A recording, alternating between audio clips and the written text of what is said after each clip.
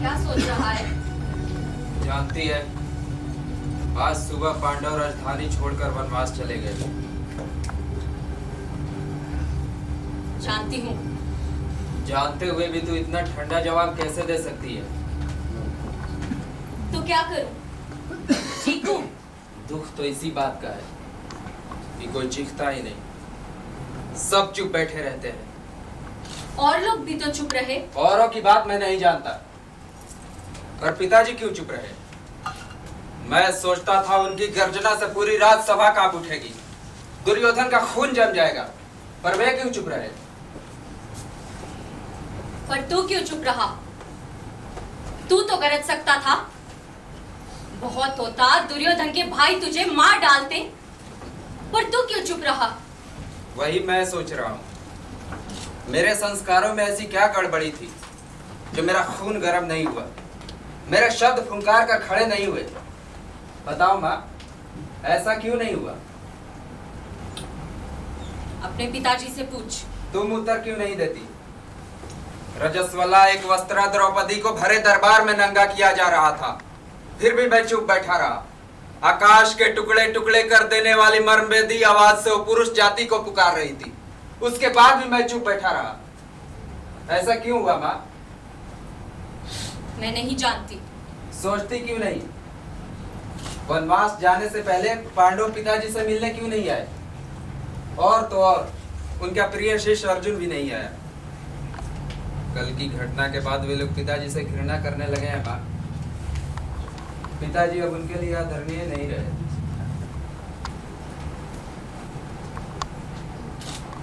पिताजी, वनवास जाने से पहले पांडव आपसे मिलने क्यों नहीं आए?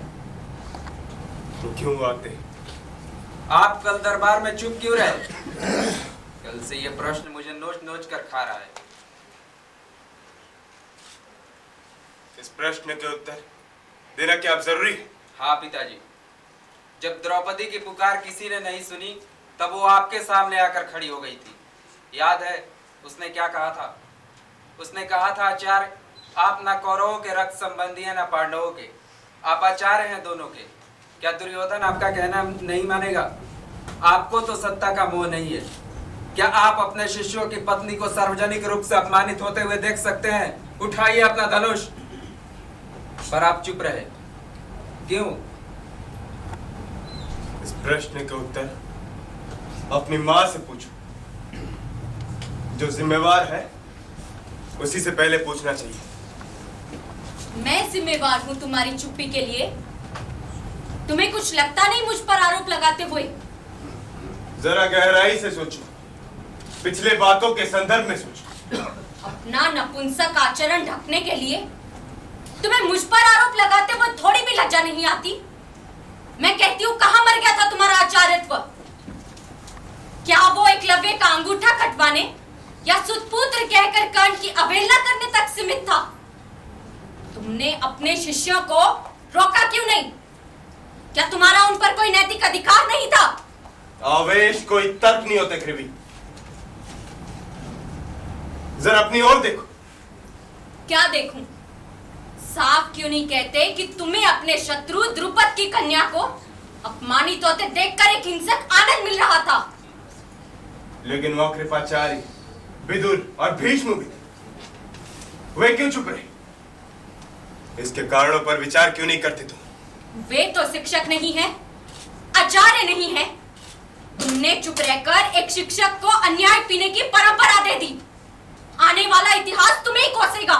माँ, चुप रहे। तू क्यों नहीं बोला?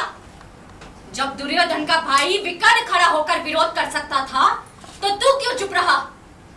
तेरा अध्यात्म चिंतन, ब्रह्म ज्ञान सब ढोंग है। साफ क्यों नहीं कहता कि तुझे भी द्रौपदी का खुला शरीर देखने की लालसा सता रही थी? चीखो मत। बहुत होता कौरव मिलकर तुम दोनों पर हमला कर देते, तुम्हारा वध कर देते। उस समय मैं इतनी दुखी नहीं होती जितनी अभी हूं। कृपी, तुमने यही बात 20 वर्ष पहले क्यों नहीं कही? तो क्या होता? तो संभवतः ये घटना ही नहीं होती। 20 बरस पहले मैंने ऐसा क्या किया है? याद करो। अश्वत्थामा तब छोटा था। तुमने मुझे द्रुपद के सामने हाथ फैलाने, भीख मांगने भेजा था। लेकिन तुम उस समय दरिद्र भी तो थे। घर में 2 मुट्ठी आटा भी कहाँ रहता था। तुम्हें द्रुपद के आना भेजती तो क्या करती? तुमने एक क्षण भी मुझे चैन से जीने नहीं दी। दिन रात तुम्हें शिकायत मेरे दारिद्र्य होने से। मेरे धनुर्विद्या पर अभिमान का एक भी शब्द नहीं कहा तुमने। क्या यह सच है माँ? याद क्यों नहीं करते उस दिन का, जब मैंने अश्वत्थामा को दूध के नाम पर आटे का घोल पिलाया था? वही दिन था। उस दिन भूख मेरे सिद्धांत से बड़ी हो गई। प्रतिशोध ने विवेक को जीता। उस दिन तुमने मुझे भड़काया, तुमने मुझे राजकीय अन्न की दास्ता में धकेला। तुम्हें अश्वत्थामा के लिए दूध चाहिए था, अपने लिए वस्त्र, और ये राजकीय सम्मान चाहिए था तुम्हें। उस दिन तुमने रोका क्यों नहीं? मेरे हिचकिचाते आत्मा को शक्ति क्यों नहीं दी? क्यों मुझे सुविधा भोगी होने के लिए उकसाया? बोलो। मुझे राजकीय अन्न की दास्ता से समझौता करने पर किसने विवश किया? माँ, उस दिन तुमने आटे के घोल के बदले विष क्यों नहीं पिलाया? मुझे समझौते की संतान क्यों बनाया तुमने? पिताजी को ऋषि परंपरा से गिराकर राजपुत्रों की दास्ता में क्यों धकेला तुमने? और उस राजकीय अन्न की दास्ता ने मेरा विवेक खरीद, न्याय बुद्धि खरीदी। मुझे एकलव्य का अंगूठा काटना पड़ा। कर्ण जैसे होनहार विद्यार्थी को व्यवस्था की आड़ लेकर ठुकराना पड़ा। पक्षपात और शुद्रता ने मेरे स्वत्व छीन लिए। अश्वत्थामा, उस समझौते ने मुझे कभी सही आदमी नहीं बनने दिया। तब मैं सही आदमियों का निर्माण कहां से करता? लेकिन तुमने उस राजकीय अन्न की दास्ता से मुक्त होने की कोशिश क्यों नहीं की? नहीं कर पाया मैं, क्योंकि उस दास्ता ने मुझे सुरक्षा दी, झूठी प्रतिष्ठा दी, और सुविधाओं ने मेरी धार भोतरी कर दी। मेरे अंदर के उस आदमी को जगाया जो बदला लेता है, जो अपने अहंकार को संसार से बड़ा मानता है।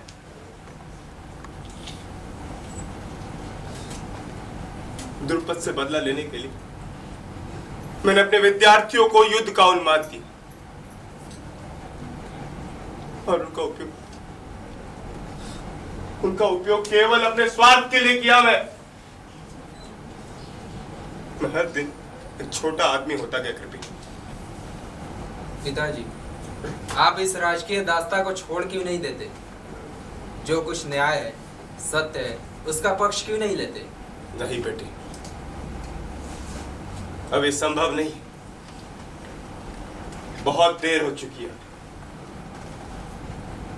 अब मुझे उसी का साथ देना जो मुझे अन्न देता है, वस्त्र देता है। अब इस अवस्था में परिवर्तन संभव नहीं। द्रौपदी के इस अपमान के परिणाम क्या होंगे पिताजी? युद्ध,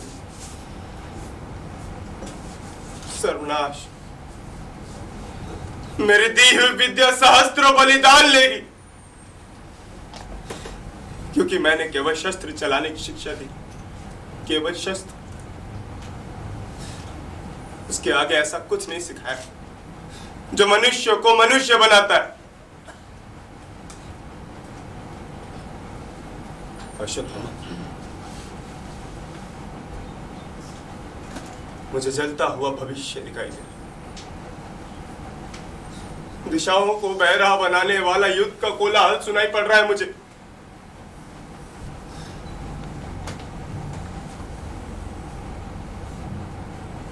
मुझे अपने विद्यार्थियों के शव दिखाई दे रहे हैं। अश्वत्थामा, शव।